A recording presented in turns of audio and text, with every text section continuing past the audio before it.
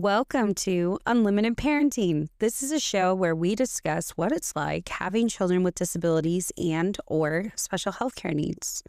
Today, I am honored to be sitting down with IPOL's education director, also known as a PTI director, to discuss the first two steps of the special education process under the Individuals with Disabilities Education Act, henceforth referred to as IDEA.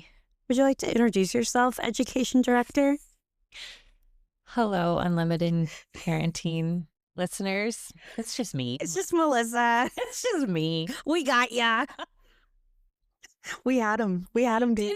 We totally had him. Oh my gosh. Okay, well, whether you're in the capital of Boise or a rural community like Arco or Bonner's Ferry. So again, today we're talking about the first two steps of special education, which are referral and evaluation.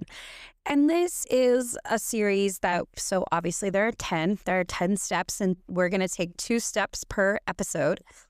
So hopefully this gets you feeling prepared and ready to go and knowing what to expect if you are going into kindergarten this year, or if you feel like your child maybe was supported by a 504 and isn't supported anymore. I don't know, any other.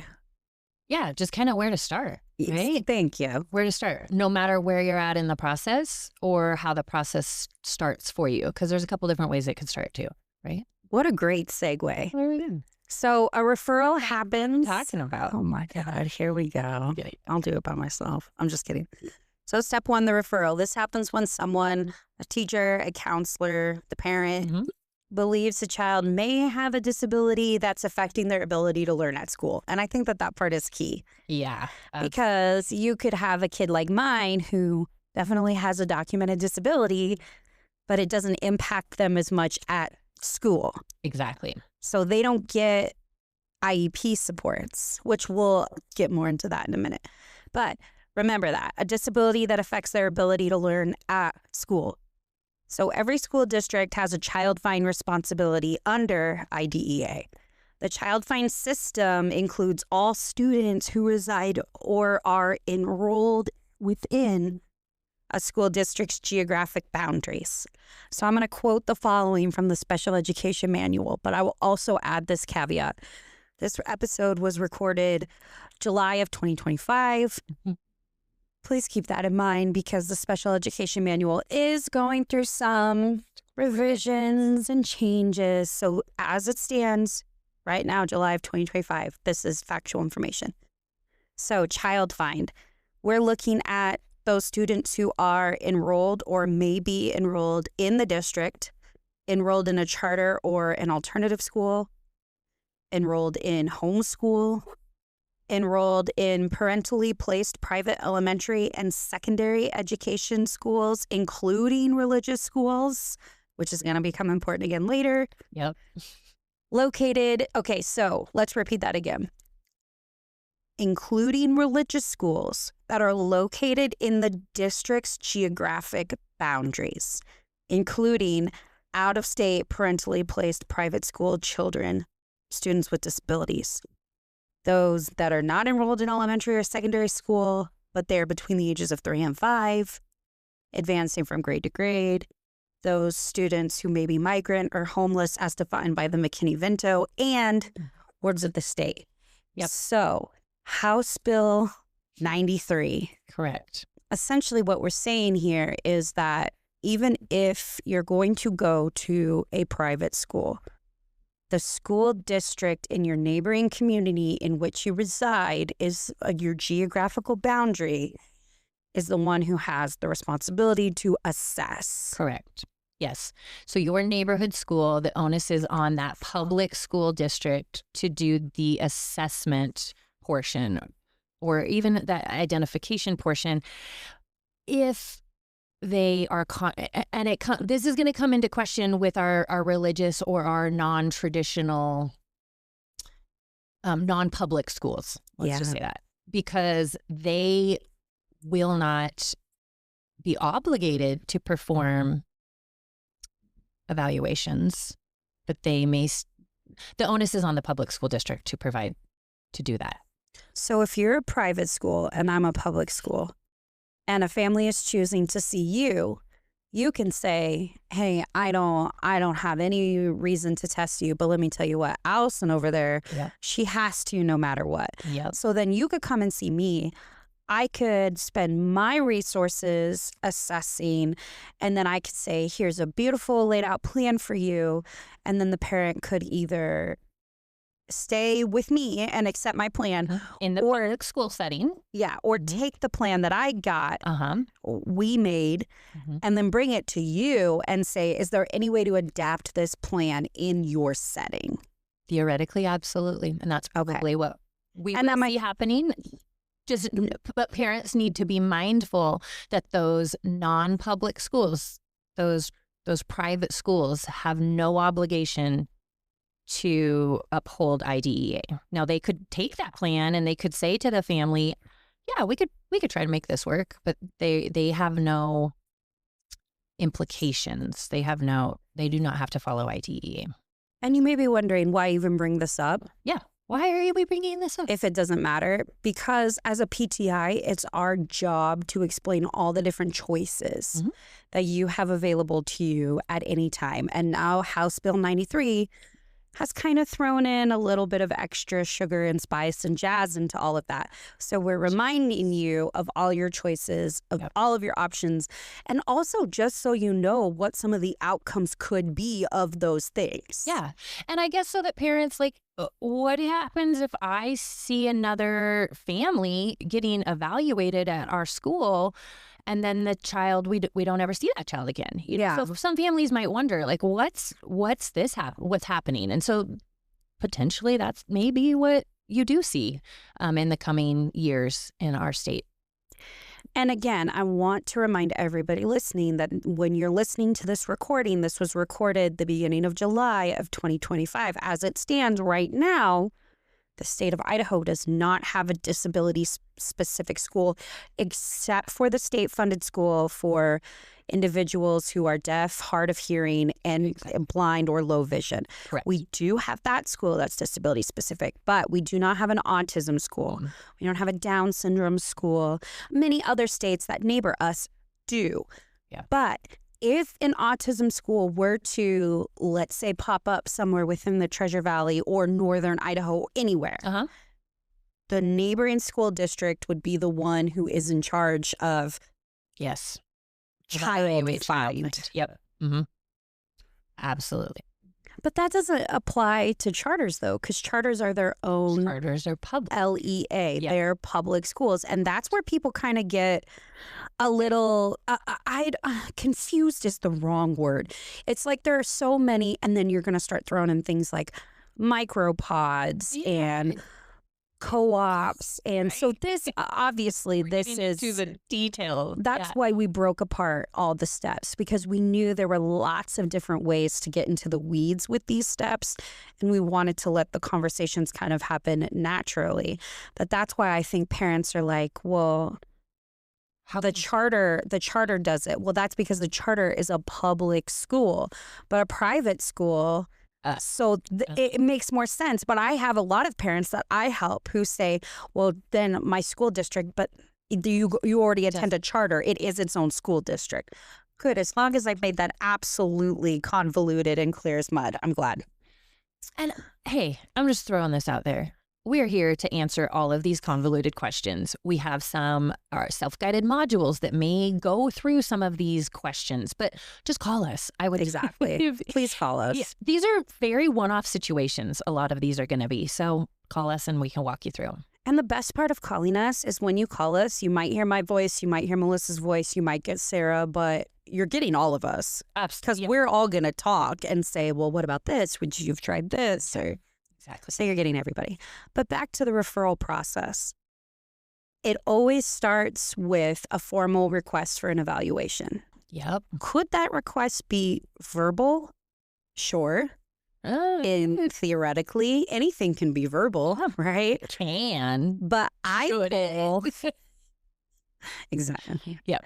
IPOL's never going to encourage you to make that request verbally. We would always suggest that you put everything in writing. Why? Because it's easier to keep track for everyone involved on the timeline, on who submitted the request, on how we're following up. iPool actually has a resource. You made it, I think. You made it, didn't you? The steps to evaluation. I did. We're going to include it. It'll tell you the steps to evaluation. I know we're talking about this part during referral, but it'll include the steps to evaluation and how you can actually make that referral. And it includes a letter. Template letter, that you can customize for your own child and whatever your district may be. But it gives you the basics, and then you can hop in the rest. So you don't even have to think about how to write the letter. You just add in your information. We're just trying to make things so much easier for everybody. Yeah. So you do the formal request. The school will provide you with your procedural safeguards notice, which is a fancy way of saying your rights and responsibilities. Yep. You're going to get one of them every single year at every single other IEP meeting if you want it. Exactly. You should. Yeah. And then you should be having a meeting to discuss the concerns, what you want to assess for, decide if a full evaluation is appropriate, if it is appropriate, sorry, and then explain what assessments might take place. So, for example, if you're assessing an autistic child, a lot of times an SLP will be involved because there's deficits in communication. Even if you say something to the effect of, my child has typically developing expressive language, they're going to say, let's just throw in an SLP. Yeah. We're going to do auditory processing. We're going to do the whole shebang. If the team agrees, if everybody agrees, these are the assessments we're going to do, we're all on the same page, then you're going to sign a consent for an evaluation. Yep. If not, then the school needs to give you a what? That's you. What? You're going to answer that. If the school decides they're not going to... Oh, you're going to get a prior written notice. Exactly. Sorry, I threw her off. What? Wait. I was trying to have fun, but then I was also... You can't see it because this isn't a video podcast, but I was holding my head too, and she was like, oh, God, she's having a medical event. Okay. Sorry, you're going to get a prior written notice that explains to you why they're choosing not to move forward with evaluations. Maybe they don't at this point feel that it's necessary for your child to be evaluated, and they're going to. Sometimes this is where they say, but we think that your student could be supported by a 504 or offer some accommodations through a 504 plan. But well, Nostradamus over here is ruining my mock scenario. Sorry. Just kidding. See, this is what I want. I also wanted to prove this point is that even if Melissa has no idea what I'm about to say, she already knows exactly what I'm about to say. Okay, but I do want to point out something really important. And that's no, you didn't miss it. But I do just want to highlight this. The prior written notice and the procedural safeguards must be in the family's native language. Oh, yeah. That's huge. So in other words, a lot of people question, like, what is native language? So if I am a family that has immigrated from a French-speaking country, French is my native language. But what if I prefer receiving my information in English? So it's the language that your family uses most often or feels most comfortable receiving that information in. Yeah. So that's not trying to...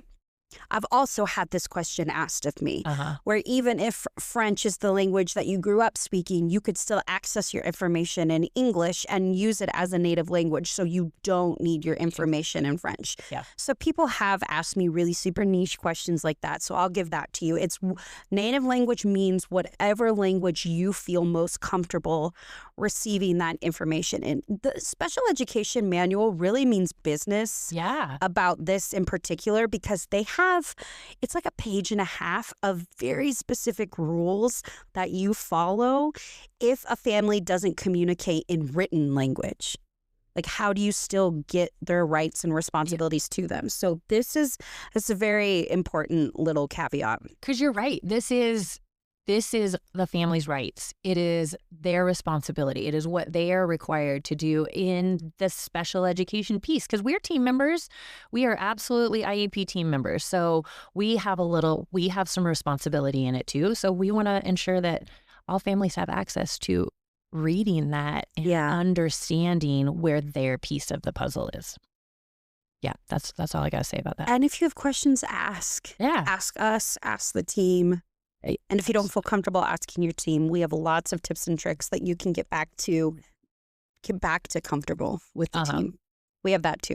Okay, I want to talk about 2 scenarios before we move into evaluation. Okay. So the first is Tasha. She lives in Boise. Her son Malik is in 2nd grade. Okay. Tasha lives in Boise. Malik 2nd grade. Okay. He's bright, like a gifted kid, but he's off task, blurts out answers, struggles completing assignments. This could be a fake name of a real child, we know. Okay. My son's school, Tasha's son, they've tried behavior charts and preferred seating, but you know what? It's just not working.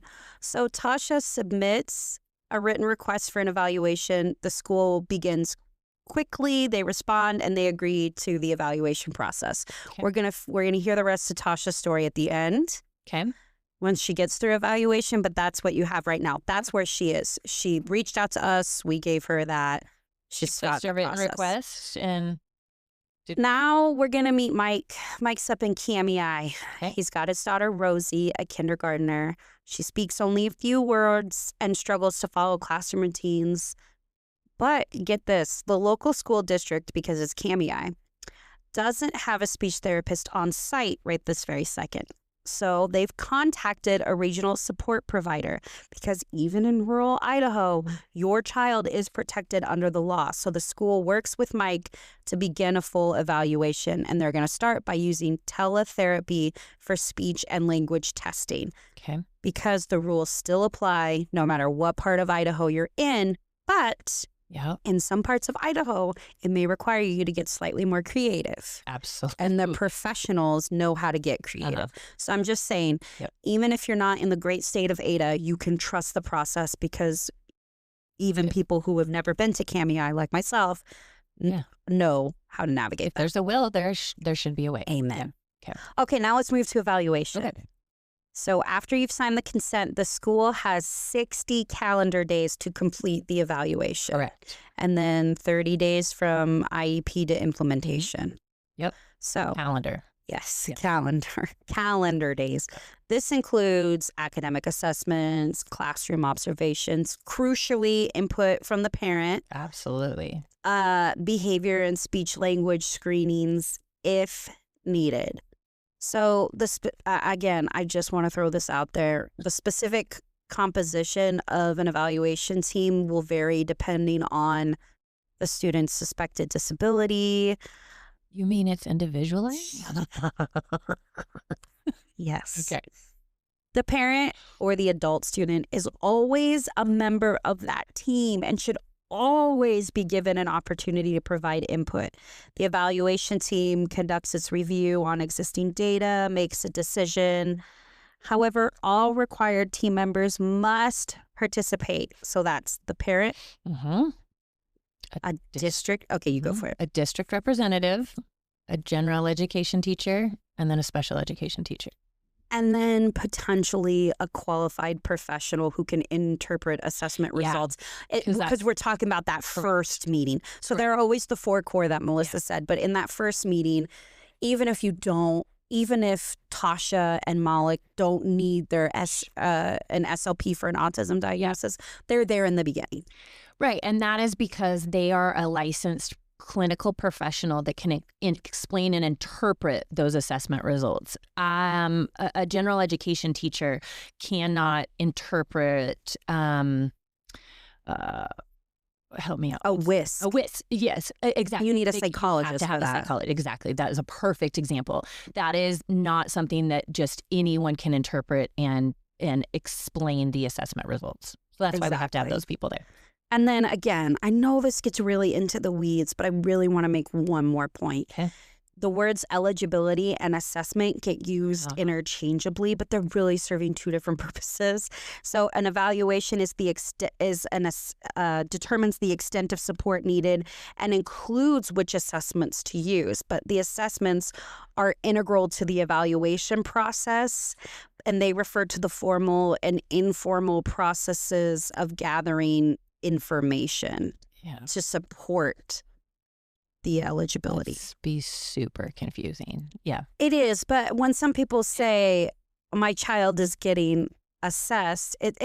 I have had several scenarios where you have to get into the weeds with that because they don't, in special education, they don't necessarily always mean the same thing. No. Mm-mm. And different districts will use, though, Yeah. It's very Again, call us. Just call us. A lot of these are so one-offs. But either way, at the end of the day, eligibility and assessment have the same goal to determine if your child qualifies for services under IDEA. And they always do this using the 3-prong test. So the first prong is to qualify for services, a student must meet the criteria for one or more of 14 categories. Do you want to go one for one again? No, I hate doing that because I always miss one, and it's like the most obvious one I always miss. Okay. There are 14 categories. Autism spectrum disorder, intellectual disability, deaf blindness, deaf or hard of hearing, developmental delay up to age 9 in the state of Idaho, emotional behavioral disorder, other health impairment. That's where you might get something like ADHD, epilepsy, chronic illness, Angelman, specific learning disability. That's your dyslexia, dysgraphia, multiple disabilities, orthopedic impairment, speech or language impairment, language, speech or language impairment, speech, traumatic brain injury, and visual impairment, including blindness. So the school team is going to collect evidence through assessments and observation to determine if your child meets one or more of these criteria. I also want to add that you could be a student supported by a 504 meeting this criteria too. Yes. So they're going to get more specific as we go on. So prong 2, an adverse effect on education, whether that's academic or functional. So this is where the team asks themselves, does this child's disability affect their ability to learn, behave, or participate in any kind of school activities? So they could have a difficulty with reading, attention, math, communication. So even if a child has a diagnosis like autism, ADHD, they must show that it's adversely impacting their educational performance to qualify. And why am I getting so specific with that? Because your girl has 2 children with autism diagnoses who do not qualify for an IEP. So you can still meet prongs 1 and 2 and not qualify. Correct. Because of prong numero tres. Number 3 right here, a need for specially designed instruction. So that's finally the team asks themselves, does this child need teaching different in content, method, delivery than what is provided to their typically developing peers? So if you answer yes to all 3 of those questions, cha-ching, your child qualifies for an individualized education plan or program, IEP. If not, the team may recommend a 504, which is essentially a series of accommodations. Changes to how your child is accessing, not what. Okay, so let's go back to our scenarios. Okay. Tammy or Malik. Oh, the little Tasha Malik. Get it together. Tamara, Tasha. His ADHD falls under OHI, other health impairment. But through the evaluation, the team finds that his academic performance is at grade level. Okay. And he has been responding really well to minor changes, minor accommodations like breaks and flexible seating. Since Malik was determined to not need specialized instruction, he doesn't need different math, different reading, the team recommends a 504 plan with accommodations. And accommodations like breaks. And flexible seating, headphones, those types of things. Those are also what happened to make my children successful. But back to Rosie. Rosie in CAMI, her evaluation showed that she has expressive and receptive language delays. She qualifies under speech or language impairment language. So she's met prong 1. Her difficulty expressing needs and following classroom directions is negatively impacting her access to learning. She's met prong 2. The team determines that she's met prong 3. She does need speech therapy and small group instruction, which cannot be provided through general education alone. So she has qualified for an IEP, and now she's starting services. So again, there are some small differences between urban and rural. If you're in a rural setting, potentially specialist travel between districts. Or are shared between districts. Exactly. They might have smaller teams. They might be way more flexible. They might have virtual options for therapies. Yep. Whereas if you're in an urban setting, like if you're in West Ada, so that's Meridian, Idaho's largest school district, there's probably in-house evaluators, potentially larger special education teams. It really is hyper-specific, but just an example. So those are the first 2 steps, and that was a lot of information. That was. But if I could give you 2 things to take away from this, it would be the 3 prongs, which are have a disability outlined by the 14 categories, have that adversely affect a student's education, developmentally, functionally, academically, and arguably most importantly, this is the one that hangs people up, is needs specially designed instruction that is not the same as your typically developing peers. And also just know that if for some reason you don't qualify for an IEP, whatever the reason may be, you potentially qualify for a 504. Nobody, if you have requested an IEP evaluation or an educator has, that's kind of a show of a need of support. So the student is going to be supported somehow, some way. So you may be asking yourself at this point, what do you do today? What can I do today to get ready for the beginning of this school year if I think my child might need that? Yes. Here are some suggestions that I have come up with. Keep a folder of schoolwork, notes, report cards, anything that you think that you could bring. Yes. Thank you. Again, more data. Write down any concerns you have or observations that you have noticed, because how many times have you been at your child's well child check and gone completely blank? Yep. I strongly suggest writing them down as they come to you, even if it's on your notes pad in your phone. And I would add to that if generalized community input too. So if your child is seeing an outside provider and, maybe a speech provider or an OT, I don't know about your kiddo, but every time mine sees when they kind of give me a download of some things that we're working on, that's really good information to share to a team too. And that's generalized across environments. Agreed. And the team is required to review outside information that you bring. So you do not have to bring outside information. If you choose not to, that's always your choice. But if you do bring it, the team is required to review it. Ask for a meeting with your team today. There's nothing that says that request for an evaluation, that form that we'll have linked that Miss Melissa made, there's nothing to say that you can't send that right now.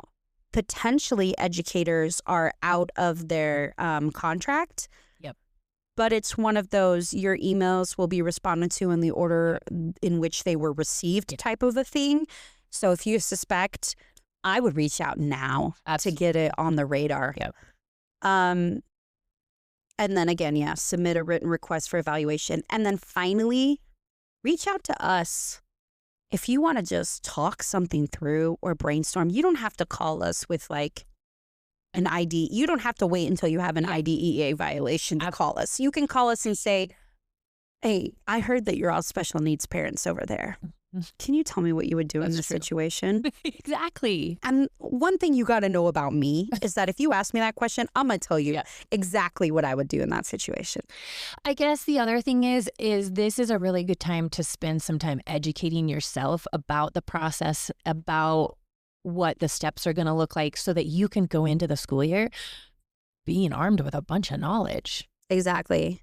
This, honestly though, this is the time to tap into those articulates 100%. That we have made. Yes. The deep dive into IEPs.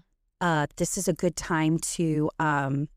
your school's not going to know what happened next year. This is crazy for me to say this in this podcast episode, but this is a really good time to even make sure that your demographic information is updated with Medicaid. Yeah. I think this summer break time is a really good time, especially since July is kind of when the laws that the legislature has passed are all kind of coming into effect, I would say now.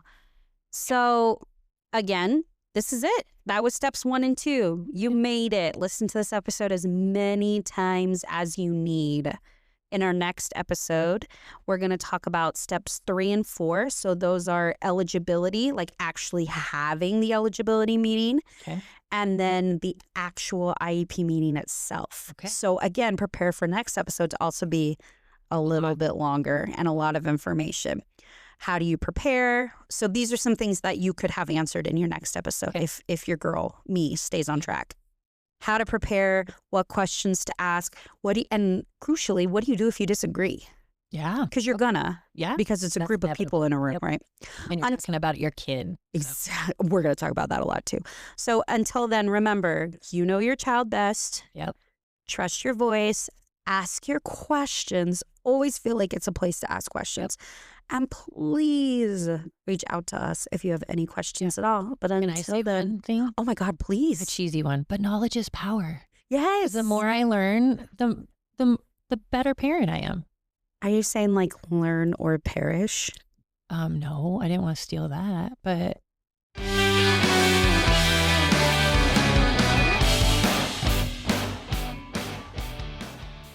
Thank you so much, everyone out there, for listening in. And know that if you are in Idaho or planning on moving to Idaho and have questions on systems or services for children with disabilities, please consider reaching out to us on our website at IPUL Idaho. That's IPUL Idaho.org.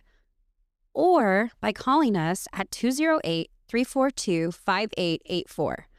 Be sure to tune in next time. Until then, this has been Unlimited Parenting. Thanks for listening.